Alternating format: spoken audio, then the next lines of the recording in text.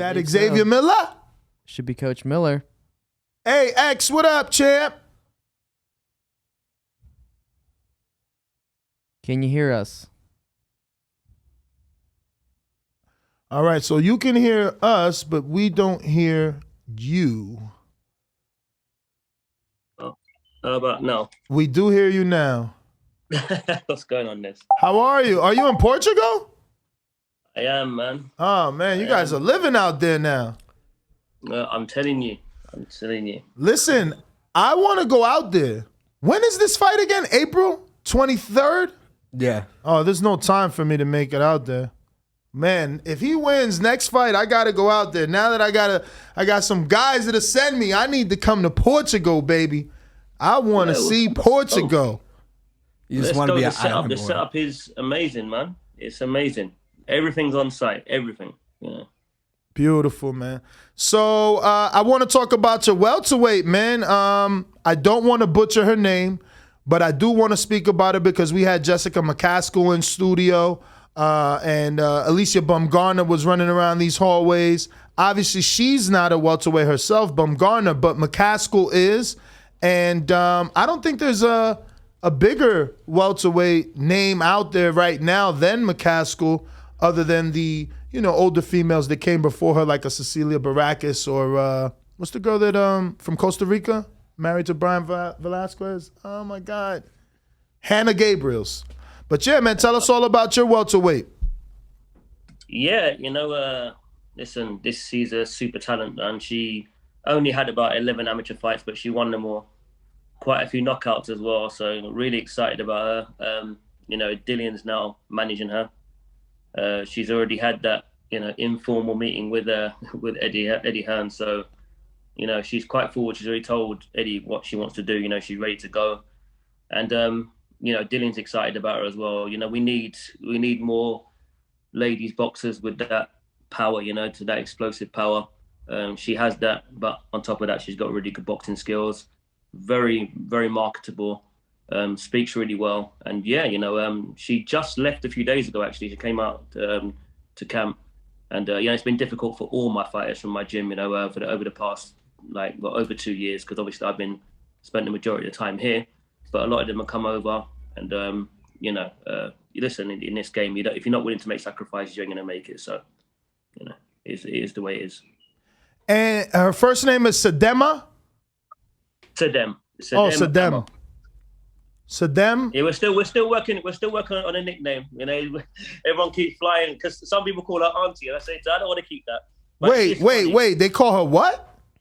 Auntie. Nah, that sounds like an old name. No, you can't do that. No, you're making her sound old. But it's what I'm saying. But in that culture, it's quite normal to say uncle, auntie, cousin, whatever. But especially because when she does fight, she's going to bring a huge following, and it's going to be a lot of her people as well. So she's from Ghana, so. Look, the girl is just ready, man. I just can't wait for her to get her debut, and she's just one of the many that I'm excited about coming through. Wait, so she hasn't had a pro debut yet? No, she hasn't had a debut yet. No. What? No. Has she won a national tournament or in her amateur? She won. Yeah, man. Yeah, she won the Box Cup. She won the Box Cup twice, actually, outright. She won development championships. And, before she went to the elites, decided to turn pro. There was a lot of issues with the amateur system, obviously, because of COVID and so on. So, she's ready to go. Coach, but I thought we spoke like a year ago and you was looking to turn her. I know. But this is the problem, in general. Dillian's progression has been amazing. He's picked up a lot. He's learned a lot. But, the rest of the guys at the gym, a lot of their careers have been kind of put on hold because I'm not in my gym. And that's why I've had to find a way to balance everything out. It has been difficult because I spent a long time building these guys, and I'm trying to follow, the coaches that, that I used to follow when I was younger. They had good fighters in the amateurs, and then those fighters turned pro with them. I wanted to continue doing that. I wanted to do it the hard way. So I put a lot of time and effort into those guys, but like I said, it's not anybody's fault. There's not one thing in particular. COVID's it was difficult for everybody. Everybody struggled. So, but listen, things seem to be coming good now. Good start to the year. And all these guys are going to get out now, and start making more progress. Wow, I'm over here thinking that we were going to be talking about her possibly on the undercard or something. So Dillian doesn't get a slot on this card for any of his fighters? That's all. That's all Warren. There's no. Dillian's got quite a few fighters. None of them are going to get a chance to get on there. That's promoted by Warren Queensbury and so on. So, okay. Listen, we're the B side. We're the B side. You want to be the A side. You got to beat them and take that slot, and that's what we're going to do. For sure. But before we transition into Dillian, I do want Austin's go ahead and screen share Sadem Ahmad's Instagram for anybody who isn't following or can do so. So, Coach, when are you expecting a pro debut? Oh, in the next 4 or 5 weeks. Oh, okay. Not long now. On a televised card or that's what I want. Well, that's why I'm not willing to take anything, because I wanted to get that TV exposure from her pro debut. I don't want to. I've had to build a lot of my guys on small shows, and that was I did that on purpose because I wanted them to learn the game. But boxing's a bit different now. You don't necessarily get the time to do that anymore. So my guys are going to go straight on TV now. So, and I want them to be one of those fighters. For sure. Well, let's transfer. Obviously, it's changing to you being in Portugal, training Dillian Whyte. Things are different. He's usually the one promoting the fight. He's usually the one talking and on social media. He's gone dark. He's not really posting. Is that shocking for you, or did you find that pleasantly surprising?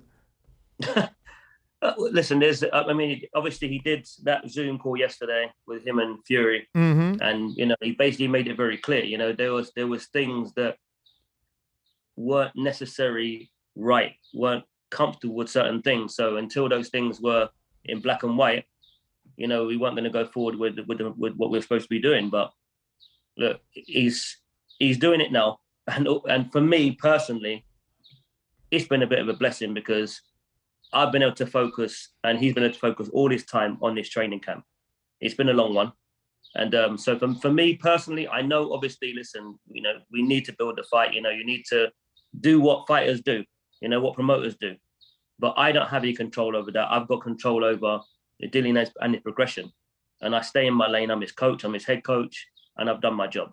I really can't speak about the legal battle between this person and that person, because there are things that are still outstanding and ongoing, and I don't get involved in it. But Dillian has been focused, 100% focused on this fight, on the training. He knows the schedule. He knows the boxes that we're trying to tick. And full credit to him, with all this going on, he only cares about fighting.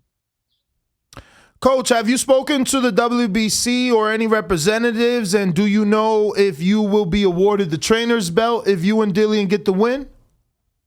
I haven't spoken to anybody about that, but are you even though those things, honestly, there's like, for me, like I just care about the boxer. I think the focus should always be on the fighter. I'm not really interested in what they want to award to a trainer and so on and so forth. My fighters know what I bring to the table. They know how technically good I am. They know my background, and it's more about what they think about me. I'm not concerned with what anybody else thinks outside. That's including any governing body or any promoter or any manager. I don't care about them or what they do. I only care about IQ boxing and my fighters. But you do understand that those accolades attract bigger name fighters or more fighters and give you the stable, and then you become the Robert Garcias and the Freddie Roaches of the world who have all these world champions. You have to have, recognition comes with your fighters. I completely understand that, Ness, seriously. And to a degree, I do agree with you. But for me, what matters more to me is the time and the effort I put into the fighters at my gym and trying to get them to be the best they can be. Every fighter is only going to reach a certain level. You know, you might be domestic level, you might be European, you might be world level, you might be elite level. My job is to make sure you reach your full potential. And that's for all the boxers at my gym. And I want to be known for building fighters. You know, a lot of these fighters that these trainers you're mentioning, I understand that, but the majority of them did receive fighters that were already world champions or that were already decorated amateurs. You know, it's not that many that are building fighters from scratch. And, you know, the guys that I idolized when I was younger, this is what they were doing. I don't really want to be part of this new makeup. You know, it's just like with Instagram, you know, I keep getting guys asking me, can I do tutorials? It's cringe. I couldn't do it. I don't like the idea. I don't like the idea of doing stuff like that. I don't like the idea of doing all this flashy pad work. I don't know. Maybe it's just past me, Ness. I'm just too old. I mean, I'm nearly 50. I mean, that to me is a young. Damn, generation. you look young, X. I had no clue you was almost 50. I definitely thought like 30s, late 40s, early 40s, never 50. Yeah. Shit, you look as young as Adrian. Adrian's 38. I'm trying, but that's what I'm saying. Like the time, a lot of people are talking now about who's Xavier, but like I put so much time into my gym and building fighters, even orders in the small circuit. Everybody knows me in that circuit because they know exactly where I've come from. So when I'm here, they know my journey where I've come from. I'm not somebody who had a dad in boxing or a brother in boxing, or I'm a friend of somebody who's an elite fighter. So all of a sudden I'm thrust into the spotlight. No, that's not where I've come from. My journey's authentic. You know, I've been doing this since I was a kid. And that's what I want to be recognized with my fighters. When they get up there and they perform and they look good, you know, that's what matters to me. That's what makes a coach look good, is how your fighters look. It's all good getting fighters who are already ex-world champions or guys who have come off the GB system and they get sent to this trainer and that trainer. You didn't build them. So I appreciate and respect their journey just as I want mine to be respected. I got James Valdez in San Antonio, Texas that says, who else are you currently training that we need to keep an eye on as an up-and-coming champ? Well, definitely Super Yusuf Kamari. He's the only fighter that I've built off of my own boxing style, the way I used to box. I did have one other fighter before him who was just as good as Yusuf, TJ, but unfortunately he suffered a dislocated shoulder in an amateur tournament, and then he was so good that I switched him southpaw, but then the other shoulder had a dislocation. So he retired before he could get seen on the scene. But they're the only two guys I've taught to box with that style.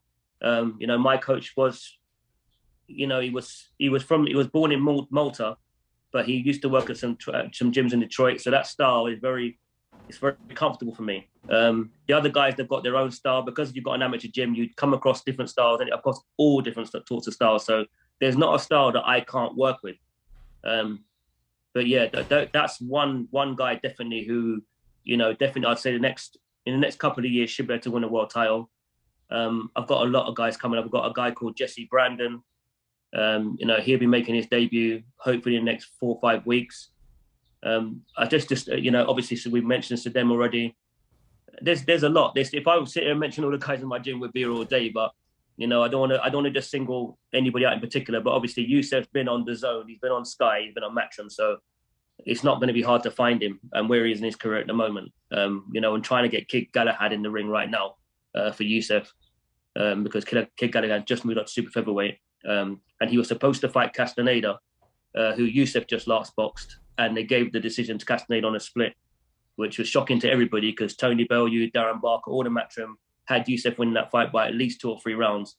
But for some reason, the Kid Galahad and Castaneda fight didn't happen. So we said, we'll jump in with Kid Galahad, no problem, anytime. But we'll see. Obviously, Dillian has to concentrate on his own fight because he manages Yusuf Kamari. Once he's had his fight, then I know Dillian will prioritize Yusuf because that's one of his, you know, he believes in Yusuf. He knows the level.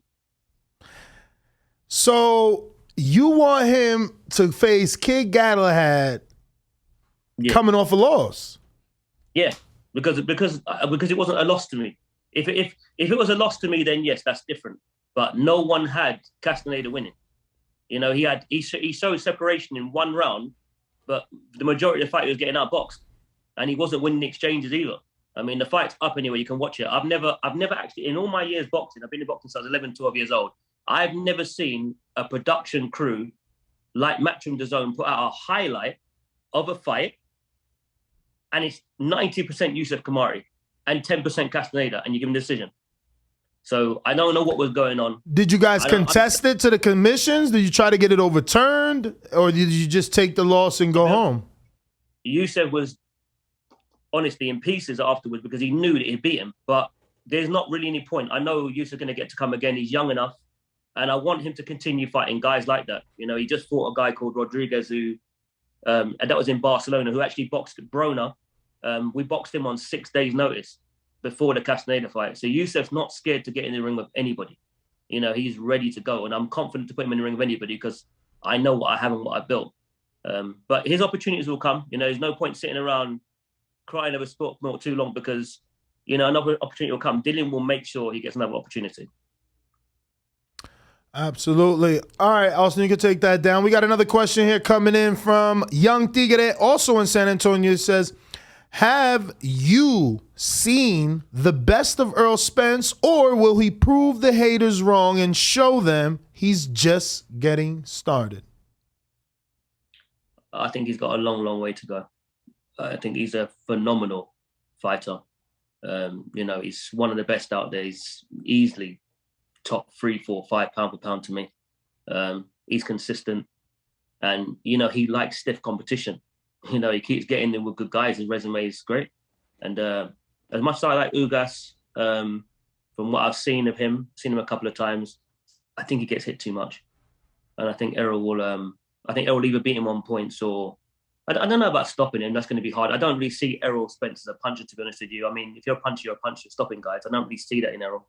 Especially at the highest level. Those fights normally go to points, so I see points. But Ugas is talented, but I wouldn't take too much from the Manny Pacquiao might fight. I mean, we know that they were all clamoring to try and get that fight with Manny because he's at the end of his career. You know, Crawford, Spence, everybody wanted it because they know he's reached the end. So we'll see what he brings. I know it's going to be a good competitive fight, but I don't necessarily see a close fight. Coach, so I got a question. As another coach with a boxing gym, how long do you usually keep your amateurs? Is it like different for each individual? Like you have her after 11 amateur fights gonna go pro. I mean, do you just assess that by the competition they fight? Is everybody different? Do you make them fight at a certain level and they have to place at least or win a national? It's probably called something different, but win a national championship? Yeah, I mean, everybody's individuals. Everyone is, you know, there's just so many factors, as you're saying. It depends on the fighter's age. It depends on how they performed in the amateurs. Most of my fighters, even through the amateurs, I've taught them a professional boxing style because the goal is to go pro. There's only one fighter I'd say that I actually taught them to box in the amateur boxing style, which was Shaquille Johnson. Yeah, it all depends on the fighter. I mean, in my head, I did have a figure. You know, I like between 20 to 40 fights, and I'd rather turn pro early and then, you know, just watch the progression, get them the right fights so they can understand what it is to be a pro. I'm not into this hundreds and hundreds of amateur fights anymore. I think we kind of seem to be getting away from that now. But again, it depends on the schooling in the gym.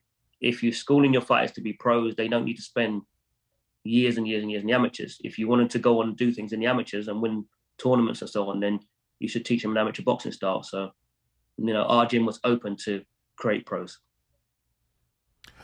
So obviously, he's a trainer himself, and just where's your gym? Where's your gym, man? It's in Watertown, Wisconsin, and then I'm opening up a second location in Fort Atkinson. Is it an amateur or a pro gym? Well, I work with some pros, but I'll be honest, I train my amateurs more pro style because they're serious. The kids who are serious, and I got a 16-year-old, an 18-year-old. Carlos is trying to rush, but I want him to fight, you know, a certain amount of fights, place in a national level before he decides to do that. Because I basically told him, like, you can be one kind of champion or another, depending on what level you get to. You can just be a local guy and be good locally and sell some tickets, you know, be really selective about who you pick to fight.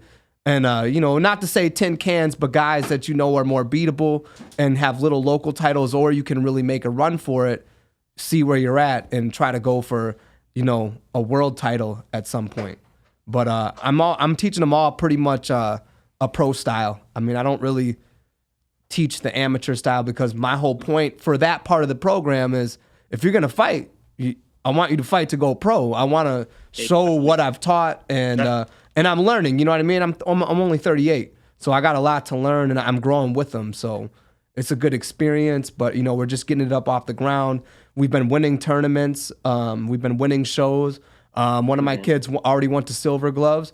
We didn't get the win, but I mean, he fought somebody in his like second fight who'd had like, I think the kid had like 60 fights, and he came out of California, a much harder region than the Midwest. But the Midwest had 4 girls national champions this year at Silver Gloves, and one of the girls is a 9-time national champion. So the grade is high, but you're doing the right thing, man. Honestly, just like, and that's what I'm talking about. Like, I know so much different coaches, I know their journey, but the ones that have put the time into the amateurs, or had kids from like, you know, between like 9, 10, 11, 12 up to 15, 16, I've got all the respect in the world for you, because you're the ones that actually made the fighters look the way they do.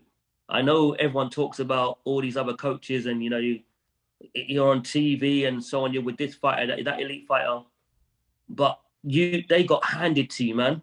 Do you know what I'm saying to you? They got handed to you. Like, a lot of the work, the grassroots, had been done for you. Right, it's like a farm system. That's what I go. Like, it's the farm system. Like, kids come to my gym, I figure out who's serious, you know, who really has it to go.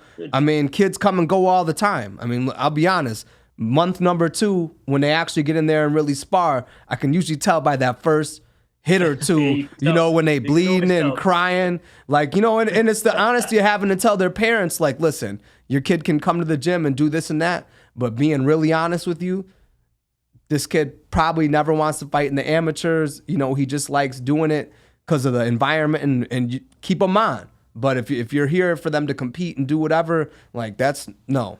And most of them don't come back because, you know, you got the heart for it or you don't. And I always go under the thing that if you don't have a chip on your shoulder or something rough going on in life, for the most part, like, you're not going to like boxing. Like, if there's an easier route, you're going to take it. You know, a lot of my kids, you know, they're hardworking.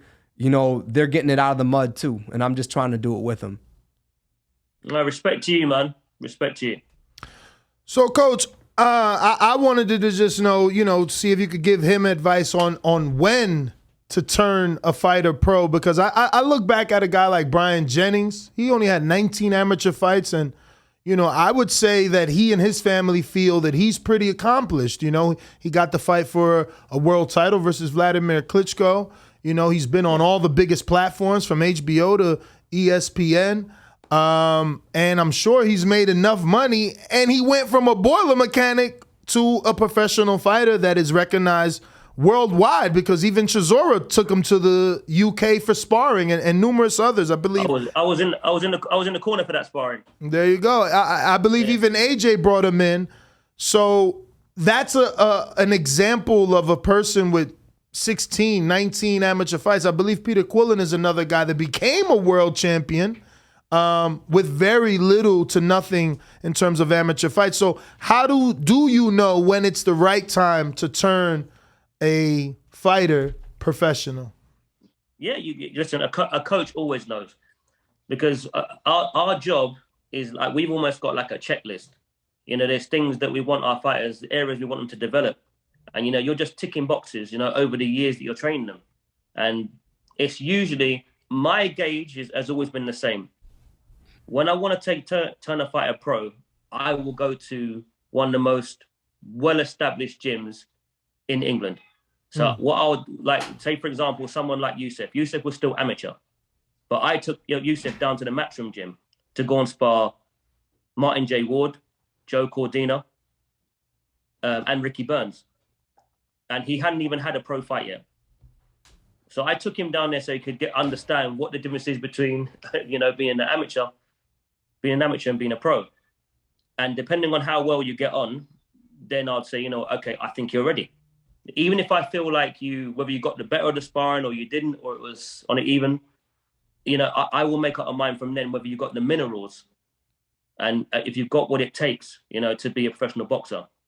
That hardening, that seasoning, a coach just knows. So that's how I gauge it. I take you to go and spar the best guy. And same with my my welterweight, Yasser Algena. He's 5-0, unbeaten. He's also going to be managed by Dillian. He'll be out in the next 6-7 weeks. But again, I took him down. His first hard spar, I took him to go and spar Ahara Davis at Matchroom, when he was still at the Matchroom gym, just to get a gauge and see exactly where he is. He sparred him again about a month ago, and the development is crazy because the last time he sparred him was maybe about 3 years ago. But that's how I gauge it. I put you in deep. So, Coach, are you excited to go up against a legendary name like Mr. Sugar Hill Stewart here? Legendary to you, maybe, not to me. Oh, shots fired. What? No, it's not. It's not shots fired. It's shit, just, like hell they ain't. listen, if people have got to be honest, until he took that corner, until they had that second fight with Wilder, I knew who he was because I know boxing. But most people don't lie, and you didn't know who Sugar Hill was. You know who Emmanuel Stewart is, yes, but you didn't know who Sugar Hill was. Yeah, but he know who. he brought Anthony Durrell to a world title. I'm talking over there, yes, but I'm talking. Oh, England. you mean globally? Okay. They didn't know. A lot of people didn't know who he was, but now, yeah, and obviously he's done a really good job with him. But I want to test myself against anybody. For me, it's personal. I believe my IQ is higher than any other coach. I believe that I'm the best. If you don't believe you're the best, you shouldn't be in boxing. So of course I want to go up against these guys, and this is why when I met Dillian just over 2 years ago, I said I really want the Tyson Fury fight. This is the fight I see for you, And to me, all this journey has been in prep for him. I can't wait for this fight. So what do you think Dillian does that will surprise Tyson Fury? Because these two know each other. According to the both of them, they've sparred quite a few times, but it's been a long time. So does Dillian still have the element of surprise in this fight? Yeah, I mean, listen, once you spar somebody, you kind of get a feel and know, what they're trying to do in there. Every fighter has habits, but fighters do develop and get better over time. Up until that shock loss with Vetkin, you'd have to say that Dillian was one of the most improved fighters in boxing because of his resume. He kept beating good guys, kept putting good guys in front of him, but he kept getting the better of them. So in terms of development, to me, yeah, Dillian has progressed more. Tyson's been pretty consistent. He's he knows what he's doing in there. Tricky guy. He's got that height. He knows how to use it. But Dillian is a very difficult person to figure out in there. And at the same time, he's hungry. This is his first world title shot. He's been waiting a long time for this title shot. It's a dangerous person. And on top of the fact that, he's a really good fighter, but the last 2 years, he really has he's become a more complete fighter. Now, we've worked so hard together. And it's taken us this amount of time to get to where we are now that, yeah, I'm expecting Dillian to rip that title from Tyson Fury. So when I had Kevin Cunningham in here, right before his fight with Erickson Lubin and Sebastian Fundora, who's a very tall fighter, I asked him, I said, is it as easy as the smaller man just getting in on the inside or the bigger man and beating to the body? And he said it's not that simple. And obviously it wasn't that simple either in that fight. But can that game plan be used for Tyson? Because according to Dillian, Tyson doesn't like it to the body. And visually, he's fluffy to the body. So people believe there is a vulnerability there. Do you believe there's a vulnerability there? And will that be, something that you guys, I guess, attack. Yeah, the reason why I was laughing when you mentioned that fight is because of what Crawford said about like a cheat code. Because obviously when we were younger and you're playing them games, you could create your own character and you can make them as tall as you want. So that was funny. I like Terrence, funny guy. But yeah, I mean, I watched the fight. I mean, yeah, it depends. Like Montel, there was a guy, Montel Griffin, light heavyweight, very, very short for the weight, really short. But, you know, he could out-jab guys on the back foot. You know, he was technically very good. Again, trained by Eddie Futch, one of my personal favorites, as well as Georgie Benton. But it just, you know, with Dillian and Tyson, these kind of fighters at that sort of level, you work things out when you get in there. You know, you can have a game plan exactly what it is you want to do. But until the bell rings, you know, you might see something completely different. And then you as a fighter have to make, you know, adjustments, and your corner is there to support that and see certain things. So it's all right, everyone's saying, well, you know, he's the shorter guy, he should just go to the body. Sometimes it's not as simple as that. You know, you'd say Tyson, well, you know, you got height and reach, you should be using your jab. Sometimes it's not as simple as that. Some guys are good at taking away certain things. So we'll figure it out while we're in there.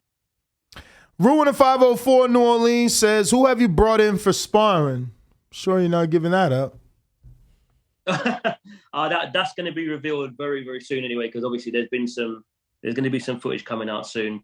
But rest assured, you know, we had some very good guys, and bear in mind, you know, we've had some good guys from the last camp too, you know, because obviously one of them was tall, one of them was southpaw. So we've had a good mix of, you know, sparring partners, as you'd expect at this level. You know, you're going for a world title, you've got to bring in the best guys, you know, that's expected. And I brought guys that would push Dillian and test him in certain areas. And, you know, he's been consistent throughout the whole camp. So, yeah, we're in a very, very good place. And, yeah, we'll figure things out fight night. So, Coach, anything being done for stamina? Because we seen in these last 3 Fury fights, man, the dude is just, he doesn't get tired. And he can throw punches all 12 rounds. Lay on you. I mean, it's a difficult fight. Like, yeah, man. Are you working on stamina first before I go down to tangent? Are you guys working on that stamina? Because again, I feel like Parker fight and maybe the Rivas. My guy Dillian got a little bit tired towards the end, and it didn't go as, I'm sure it didn't go the way you would have wanted to in the end of those fights. The final rounds, rather. Yeah, I understand what you're saying. I mean, my first time that I was in the corner was on the undercard of the Joshua Ruiz rematch, and he was fighting Marius Wack. I wasn't involved with Dillian before that. The strength and conditioning program that he has now, I'm very, very happy with it. It's a lot more to my liking. I wasn't that comfortable with with the setup for the first Povetkin fight. It wasn't, you know, everyone does what they do different, but this team in particular, and Dillian's known them for a long time, and one of the guys he's brought back, you know, for this camp and for the last fight, and I'm very, very happy with what he does. I mean, he can break things down. It's very, very boxing related, boxing specific. You know, Dillian's a busy fighter. You know, he's normally the guy that's out working guys, and you know, but he knows how to push the envelope, push the engine. You know, but you know, it comes with experience. You know, you have to know when to turn it on, when to turn it off. And, you know, Dillian knows how to do that. He's a much more, as I say, in boxing, we all know timing is everything. To me, Dillian right now is at his peak, physically and mentally. And the experiences that he's had, I mean, him and Tyson, you know, similar amount of fights. And they both got a lot of experience. You know, I expect Dillian to be at his absolute best for this fight, and he will be. Are you expecting Fury to be as clingy, clinchy, you know, mauling, laying on Dillian the way that he was doing with Wilder? And is there a plan in place for that? Because that seemed to tire and wear Wilder down in both those 2 final fights. I would say Fury, try it. Try it. Dillian is physically very, very strong. To me, Wilder, you know, I love what he brought to boxing because, you know, it was like that Tyson era where, you know, if he catches you good, you know, you go down. You know, he brought a lot of excitement, but if we're talking fundamentally, he did not look fundamentally strong. You know, he wasn't the greatest of boxers, showed a lot of heart in those fights. But Dillian to me is a completely different fighter, you know, technically a lot better. You know, Wilder, you got that good right hand, but Dillian's got a good right hand and a good left hook, as well as being a very good body puncher and counter puncher. So it's a completely different puzzle for Tyson. I know a lot of people are excited about, you know, Tyson over the last couple of years, but as I've said in the previous interview, he picked a very good dance partner, you know, with Wilder. You know, his job was to stay away from that right hand. Every other department, he was better. You're not going to get that with Dillian. So if they think that going in there and mourning and leaning, well, yeah, that ain't going to work. Do you think that we're going to get the barn burner that we had with Wilder and Fury with Fury Whyte? Do you think it's going to go down as one of those fights? Because for me, that third fight was pretty wild between Fury and Wilder. Do you think it's going to go down as one of those fights that we rewatch and talk about for a long time? Well, I mean, obviously from a casual perspective, as you're watching the fight, you know, because both guys have been down and there was some drama, yeah, it was entertaining. But if you're going to be honest, technically, it was terrible. It wasn't technically a good fight. Both of them were making a lot of fundamental mistakes in there. It's not like we were watching Holyfield and Bowe. Those guys were scientists in there. You know, it was a completely different kind of fight. You know, Wilder doesn't have that kind of skill set. So I don't know. You don't know what fight we're going to get on the night. It depends. You know, it depends if Tyson wants to engage. That's fine. Let's go. If he wants to box, let's go. You know, we've been in camp long enough to work on everything. So I don't mind what style he wants to bring. You know, and it's good that he did pick Wilder as a dance partner because before that he was boring. I mean, no one wants to rewatch the Klitschko fight. No. Facts, big facts. You ain't lying. Big facts. You ain't lying. It was boring. Wilder brought some interest and some intrigue because of what he does in the ring. But Fury, don't make out like you're this, like suddenly you're this big puncher or you're this exciting fighter. No, like I said, it takes two. You know, you get the right dance partner, you get a good fight, you get a good matchup. You know, you get a good trilogy. You know, and both of them brought something to the table and brought something to boxing. And congrats to both. You know, we need that. You know, we've had those great trilogies in the past of Ali, Frazier, and Holyfield, Bowe, and so on. We've had them. We need them in boxing. But this is a completely different fight. Completely different fight you're facing. Coach, I gotta let you go, but I want to ask: do you think Dillian still wants that Wilder fight? It's the very last thing on his mind. I don't know if we're even going to see Wilder in the ring again. You think he's done? I didn't. The way he went out, it's almost like he wanted to go out that way because obviously he was furious because of the way the fight was stopped in the second fight. Mm-hmm. So this time it was allowed to go on. So you got what you wanted. You know, you wanted to go out on your shield, which he did. He might well walk away and be satisfied with that. I don't know. There's loads of great fights out there for him, of course. You know, it's a fight that I'd love. But there's loads of good matchups. I mean, Andy Ruiz and him would be a good fight. There's just too many. Derek Chisora's always in entertaining fights and always looking for Wilder. He wants to. Derek wants to fight everybody. Doesn't his resume tell you that? I know, but you're not fearful for Chisora versus Wilder.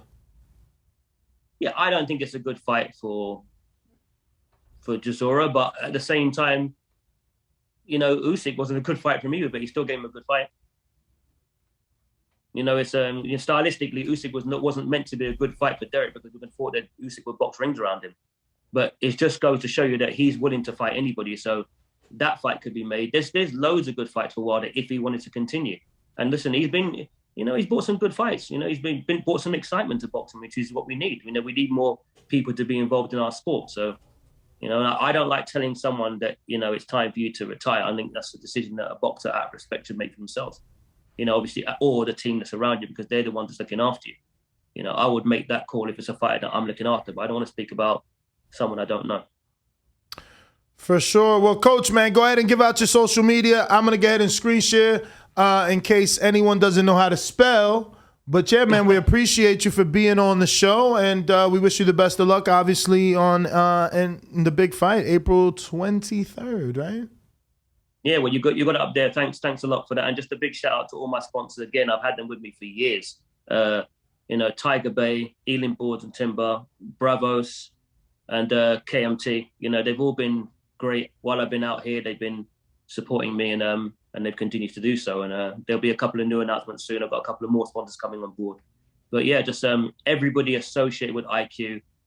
I can't thank all of you enough back in England, because if they weren't looking after my gym, along with the other head coach, Nick, I would have had a lot of problems doing what I'm doing out here. But they've kept everything ticking and moving for me. So I'm really grateful to them. To more than anything else, I'm very grateful to all the coaches at my gym and the boxers. A lot of the boxers are actually taking some of the junior classes because they know that I can't be there. Everybody's played a part in this journey, and they know what I'm trying to do out here.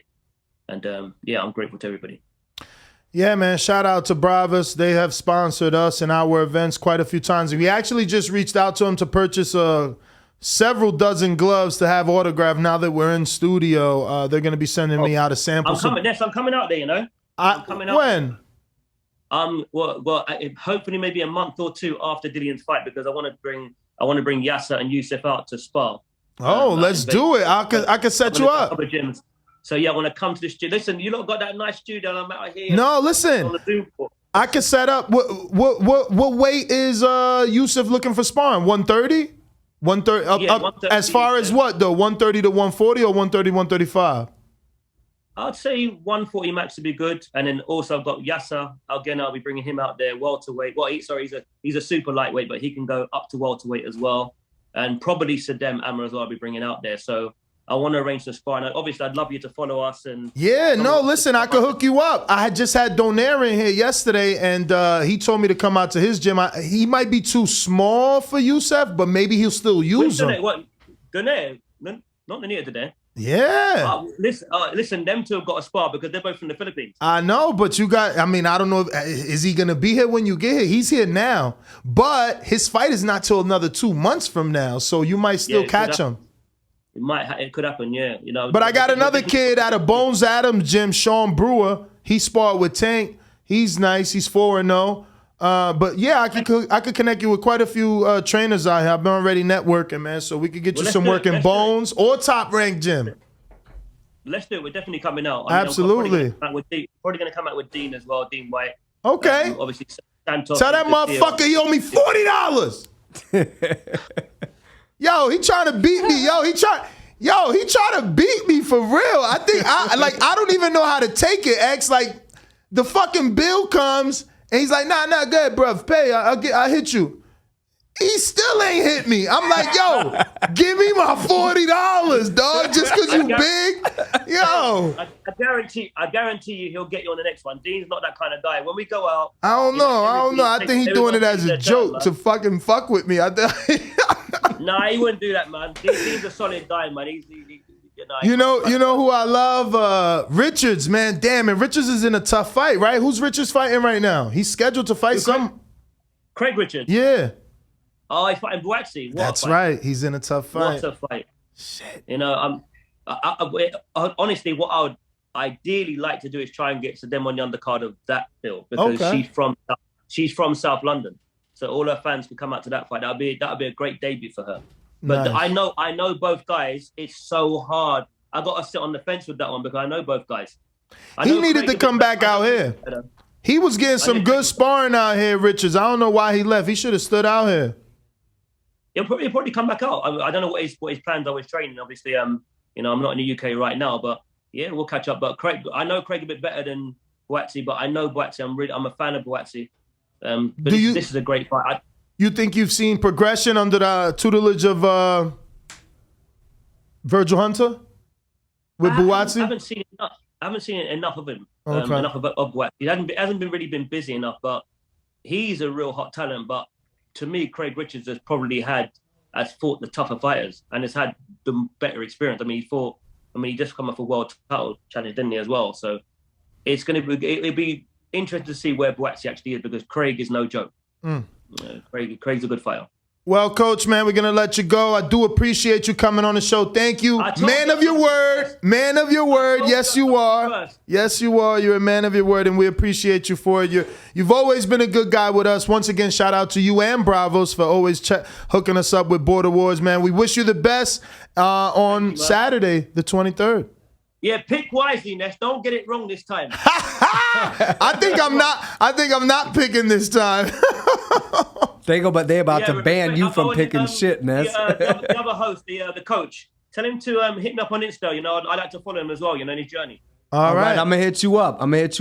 Thank you, X. All right, there you have it, ladies and gentlemen. Xavier Miller, world-renowned trainer. We appreciate him coming on the show. For the video, feel free to hit the like, subscribe, and share. As always, if you want to support us to the next level, head over to the patreon.com/ThaBoxingVoice. We have tons of exclusive from Border Wars, Entitled, betting shows, the list goes on and on and on. But in addition to that, if you guys have questions for fighters, trainers, and promoters, this is where you can submit them. We will run out, get these questions answered, and put it back on the show just for you guys. Appreciate it. Peace.